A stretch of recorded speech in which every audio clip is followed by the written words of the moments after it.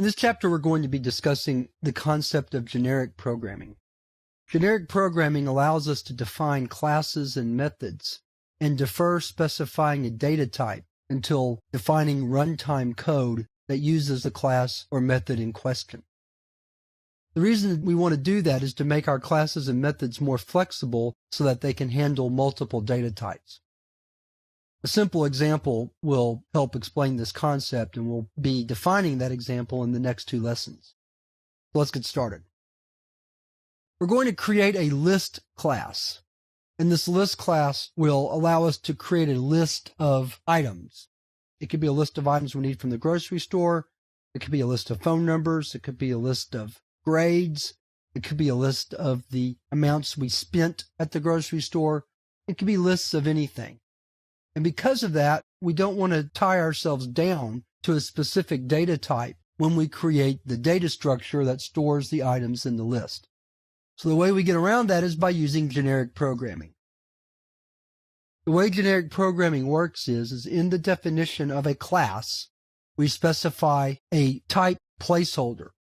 And we do that by writing less than sign and then a letter or variable. It doesn't have to be just a letter, followed by a greater than sign.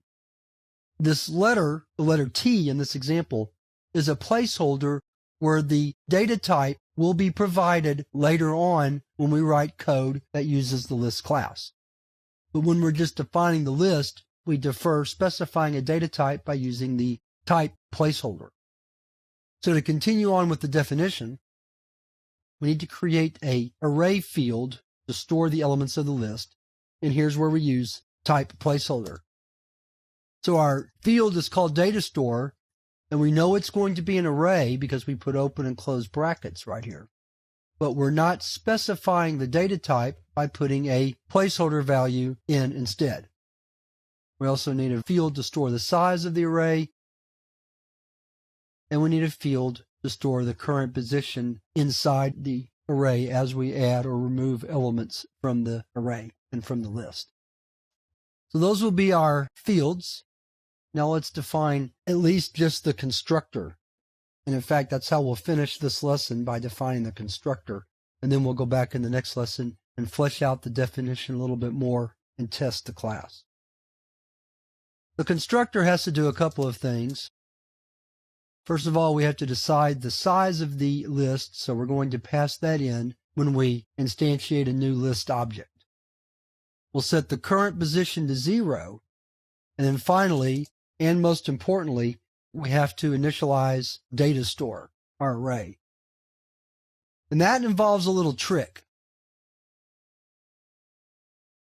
So what we have to do is we have to create a new object array and then cast it to the data type that's going to be provided when we instantiate a list in user code.